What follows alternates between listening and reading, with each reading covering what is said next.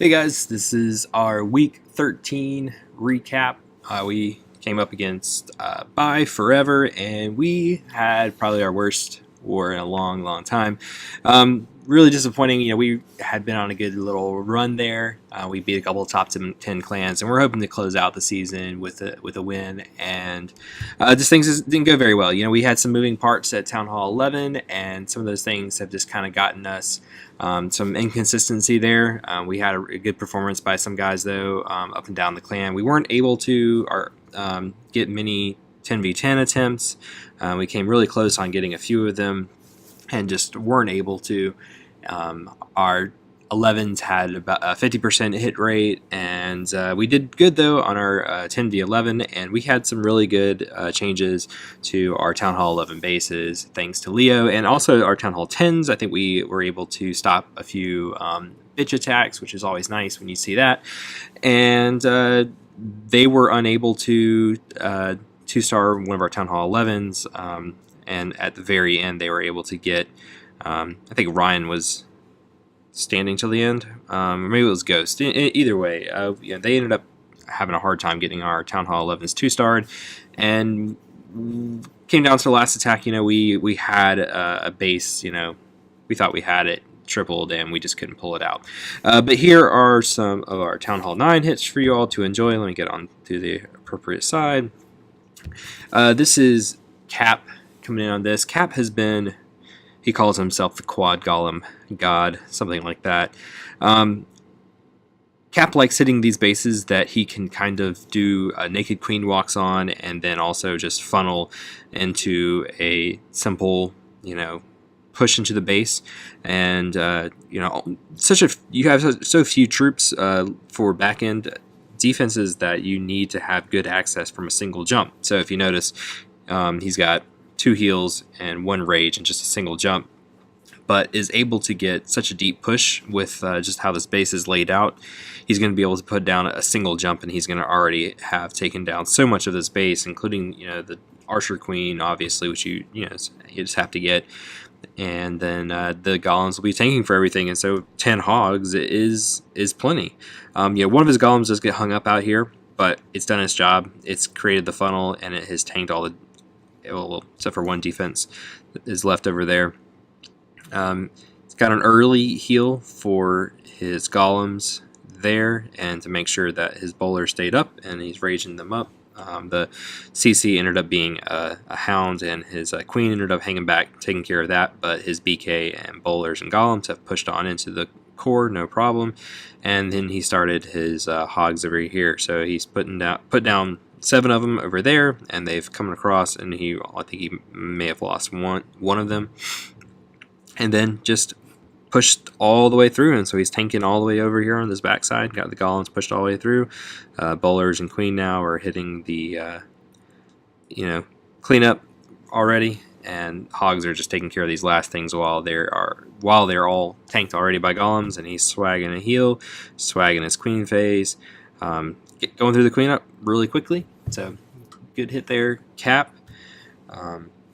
Next one I want to show you is down here on 22. This is Corndog Lover, one of the best names in the clan for sure. He's going to do a little queen charge over here at 3 o'clock, and this base has had some nice funneling opportunities for him, and he's going to take them. I think he started his baby drag a little sooner than he wanted to. I think he would have preferred to just have his queen tank that archer tower, but didn't really matter. There wasn't a lot more that the baby drag could have gotten. He might have gotten down this Tesla, but he would have gotten hit by that by these air defenses pretty quickly after that. So queen has charged in, has gotten the 1 air defense down, so there's 3 over here on this backside, and then the queen down here. He's going to help his queen get a little deeper push into this base. He had his king making a little funnel and wall breaking in at this junction to let his queen be able to walk out of here. He's got the poison and rage to deal with the CC. Once the CC is dealt with, queen will keep on her charge and gets pretty good value there in the core. BK is taking down some wizard tower, but gets aggroed by his queen getting hit. Anyways, queen keeps on charging in, He's going to get down a couple Teslas over here. And once he pops this phase and gets down the third Tesla, he is now kind of hung up on the CC, but he starts his Lalo. Lalo pathing on the space is just really easy with how these he got this little section of defenses down, and so his loons are now all going to path right on along, coming on in here, and he's got his third hound, coming in here. More loons, raid spell, and there's no splash in here, and so his way of him dealing with the enemy archer queen was a little skeleton spell that's in there. So a skeleton spell and a rage spell, and raging up the pups at the same time, because he only had to use one rage on his queen charge, so he had his 2 for the Lalo, one essentially for the Lalo, one kind of got double usage there with raging up the pups and the skeletons, while the loons were right there, so got a little bit of double duty on that, and cleanup was easy peasy. Good hit there, nice air attack, and here's our next one. This is Ghost, always delivers with the fun attacks. A little single healer just to help his golem get a little extra push into the base here, and he's got 2 jumps. He's going to start up here at this cannon, this exterior cannon. He's going to get it down with a quick giant, and Wizzy's right behind. And he's going to start now his Shattered. He's going to come in. He's making his funnel with his Wiz over here and getting down this air defense. Once this air defense goes down, he's going to plop his single healer down on these golems to help get them up. And it would have been nice if they had stacked up, but he kind of put them in on different angles, so the healer just picks one, and I think now we'll start getting multiple things healed shortly. There we go. And had made his funnel on this side with his Wiz, and now he's got everything funneled in quite nicely. So his bowlers and his Shatter and BK and AQ are catching all of that rage, and then the second jump is coming down to give him access to pretty much all the way to the back end of the space. The defending AQ is going to go down pretty quickly, and he's still got some nice life on those golems, so they're in there tanking things up. There was an exterior little Tesla farm over here, and this is a bad, kind of silly base. I think they actually had 2 of these. This was the fresh hit though, and we ended up doing the same attack twice, but Ghost did it first. So yeah, ByeForever didn't have the best base management there, but it was a great hit. It was a lot of fun, and there ended up being a little Troll Tesla out here, but the Troll Tesla wasn't very effective because Ghost was able to completely wreck the space and still had 3 hogs sitting in his pocket to deal with the Troll Tesla. One thing that is funny here is I guess he just saw and thought those are the last 2 defenses, but there's still a mortar there, so he put down his hogs, and then they're coming over here for the defense, and so he left behind the builder's hut. But had plenty of time. It wasn't an especially long attack. There was no AQ walk or anything like that. So cleanup gets over there. No problem. Nice attack Ghost. He was a great pickup this season. Here is Goatman. This is his first war with us, I believe. First CWL war. And he's coming in here. Is able to put down his Shatter right into 3 Teslas, so you know it's going to get some good value when you can do that. He's got a single jump that's going to put him getting access to the core, when then he'll be able to open it up all the way with a second jump. He's got a couple witches that are coming in and are helping to get a good deal of value on this push into here. The witches are just they're so buff now with just this current iteration. They are pretty buff. And he's getting some very friendly rock bounces from his bowlers. And the second jump is opening up easy access to the queen and to a whole lot of base. And he's still got phases for his king and queen, and they're in there tanking a whole lot. And he's got just some mass loons coming in. He only had 1 more air defense left to deal with.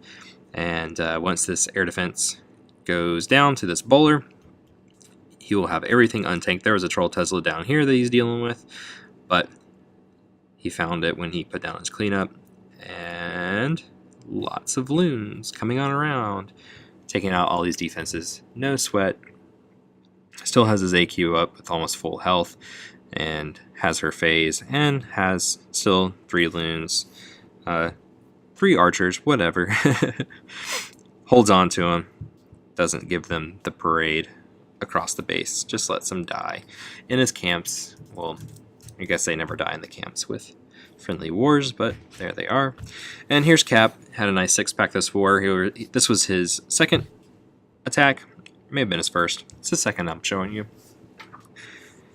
He's able to snipe down this mortar. It is in range of that AD, but it's close enough that he can put the loon directly onto it. So that started a nice funnel up there. And then he has a hog and a giant, because that's just out of range of everything up here. And so he's able to get down that cannon, and then makes a pretty easy funnel with a shatter. And so he's got whiz and queen, and then he's gonna quake this base open just to get help the pathing out, because it would have been funky if he tried to jump there.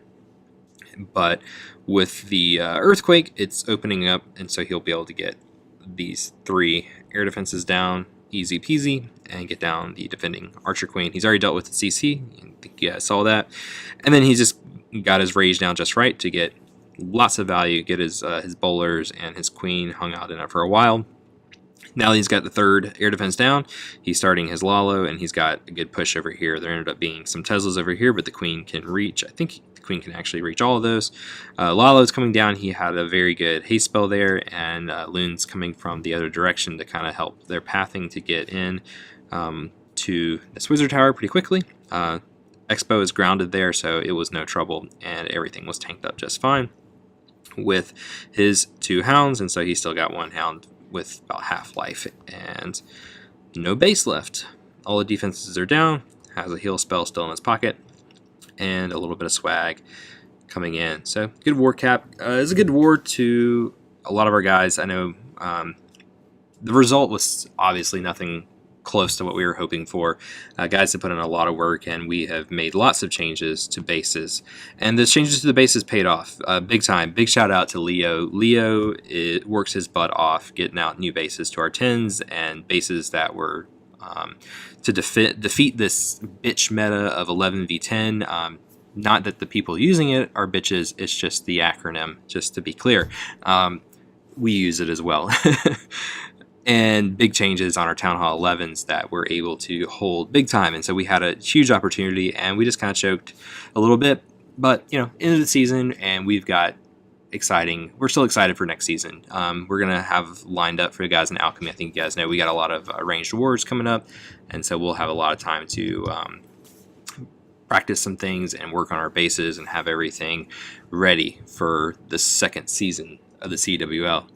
So, good game, guys. Good game to the guys at ByeForever, and we will be back next season, and we'll hopefully be having a little bit better record than we ended up with this season. But despite that, still was a good season. Good game, guys, and great is Alchemy. Catch you guys later.